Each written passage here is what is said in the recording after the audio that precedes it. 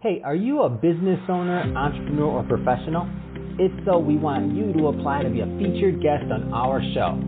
My name is Adam Torres, and I host the Mission Matters series of podcasts. I've recorded over 3,000 episodes, and we are just getting started. How do you know if you'd be a good guest to be on the show?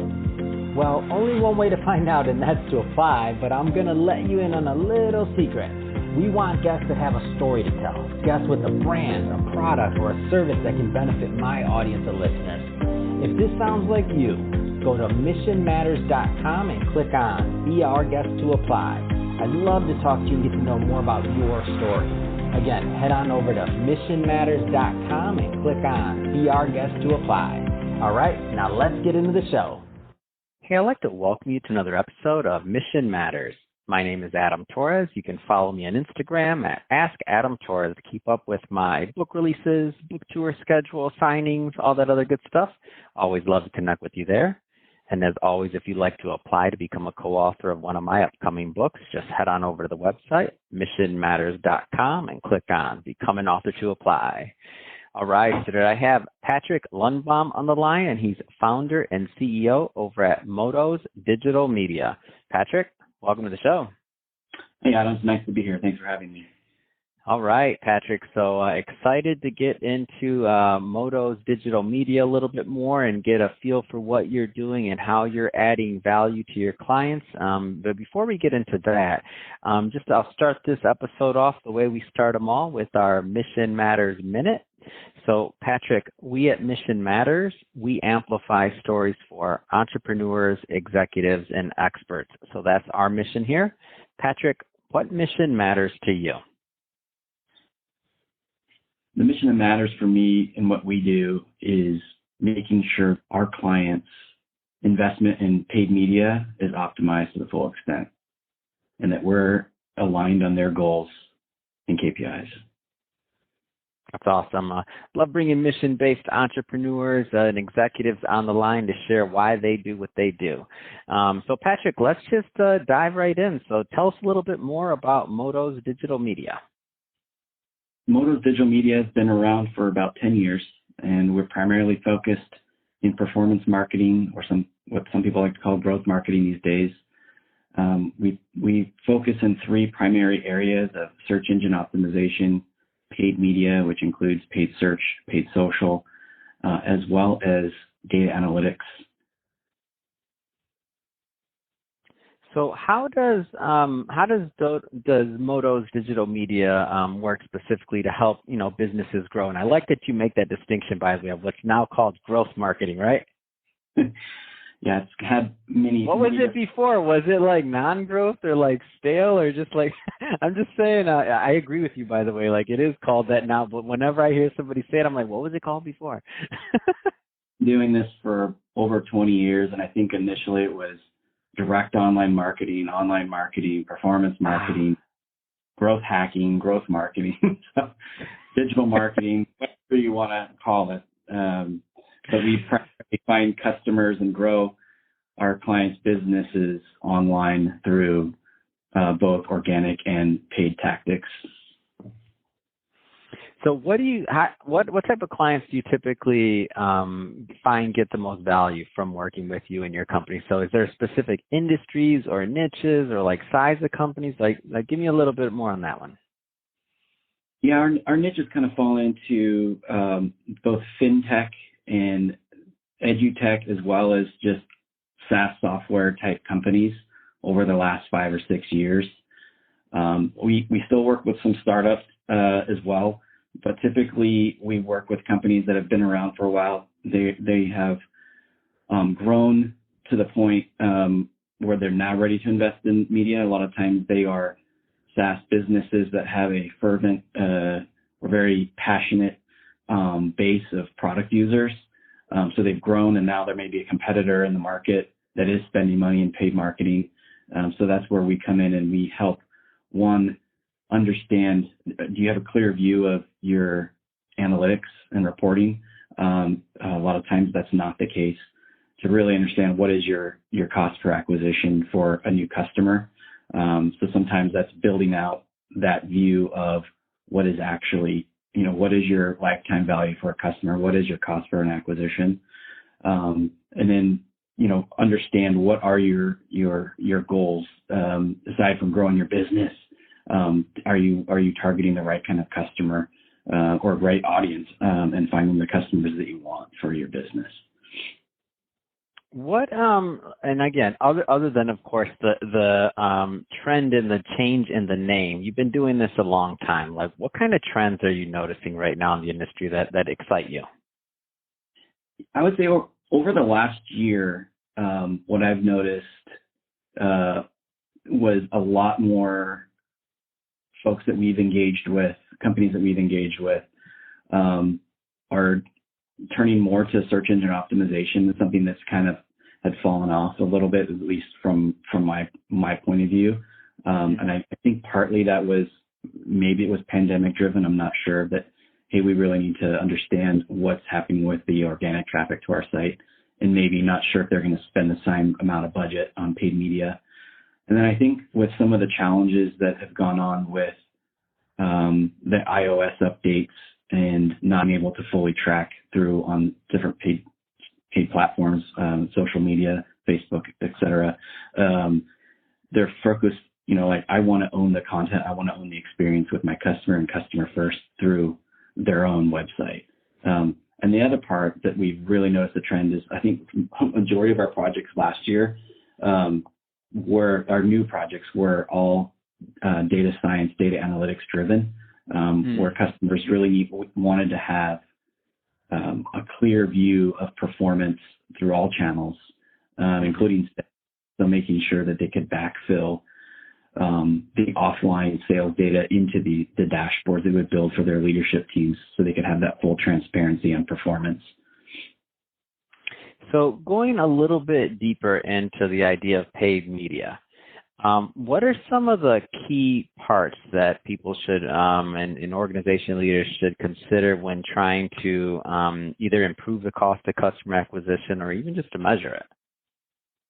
Yeah, I think the key part initially is, are you properly instrumented with each of the platforms, making sure that your tagging and reporting taxonomy is correct, so you're actually comparing apples to apples across different channels. That's typically where we start, just to see what the read on performance currently is. And then from there, it's an understanding of, what does your ideal customer look like? What does that audience look like? And where are they spending their time? And then putting together a strategy for those clients and helping them acquire those customers. What are some, and I know the answer to this question, by the way, is going to vary based on business, size of business, tenure, how long they've been in business, all those things. But I do know you've been in this business a long time, and certain themes tend to arise over time when you're working with more and more clients. So what are some of those common mistakes that you find sometimes when you bring on a new client, or opportunity areas? We don't have to use the word mistakes, but what are those common opportunity areas you find when you're onboarding new clients that kind of come up like over and over again? Yeah, typically we're brought on for, we'll be brought on for a paid media engagement. That's typically where we first engage with a client. And it's very clear early on that there aren't proper setups in place for the tracking and analytics piece. And then the other part is the website. Typically they've done a website redesign, or they're going to do one, and SEO has kind of taken the back seat, and it becomes, I call it janitorial SEO, where you're cleaning up afterwards instead of working proactively. So been there, done that. We might be doing that right now that I think about it. Patrick, go ahead. Sorry. No, that's okay. Sometimes I feel like, I'm the painter on the block and my house is the last to get painted, so I understand that. But that's typically something where we come in to do, like, hey, we need help with paid search, we need help with paid social, and then it becomes an overall look at your holistic paid media strategy and what's going on with your content strategy or SEO, and kind of just diving into that piece of it as well. So I like to try to provide every, especially on our marketing show, just, a starting point for some people. Because there's some people listening to this right now that, they have successful businesses, they're making money, and and some of the stuff that we talk about, they listen to this show just because they're like, they need ideas. And maybe they know, SEO, all these other things that they know that they should be doing or not doing. And it's like you said, the janitorial side, like it's in the back of their mind. What are some for somebody that's a little bit behind on most of this digital marketing stuff, like what are some of the things that they should think of as kind of like the low hanging fruit, like a starting point? Because it's overwhelming to think, especially if you haven't gone down that path. What are some of those basics that people should be thinking about getting out of the way as a primary thing? Now, are you talking specifically for search engine optimization, organic search, or are you talking for paid media specifically? For paid media specifically, yes. Yeah, I think for paid media specifically, understanding what your target acquisition cost is going to be. There's been plenty of times where that's unknown, and it's kind of doing a 90-day test to figure out what that looks like, because there hasn't been any rigor in place with the client to look at that in the past, or it's that we're literally setting up for the first time a Google and Bing search account, and there is no history to go off of from paid acquisition, and they really don't have a good idea of what that looks like. So understanding, I think, what your goal or what your estimated cost per acquisition is going to be, or what you're comfortable with in order to target it. And second, if you already have an account in there, I think it's making sure that your paid search campaigns are properly organized for optimization of of your overall campaign. And one area we typically see is there's just not a lot of rigor around negative keywords. You may be pulling in terms from other industries that are driving some of your click costs way up. And I wanted you to give a little bit of hope to those listening that are in that first camp that you mentioned that don't even have the account set up. So, okay, yes, you have to set a benchmark. You have to start getting it set up, and it's going to take a little time to collect some data. But what can it look like after they go through that process? And I don't mean earning potential. I just mean like their life. Like it gets easier. Can you tell us what that other side looks like? What the other side looks like? I think what the other side is, if you're working with the right consultant or the right agency, you're going to have some good templates in place and some hopefully good strategies and tactics that will lead you to a methodical growth approach. So you can't expect to go in month 1 or month even 3 of I need to spend as much as I can in order to get the It's really taking that slower approach. At least that's what I recommend to most clients. If I look at it, if I'm spending my own money, I want to make sure that I'm properly targeting the audience and converting the right customer, and making sure that we take those learnings and reapply them properly. That's well said, Patrick. I just like letting people know that if done right, like it feels good to be on the other side. Everybody's got to go through some point in their business of growth.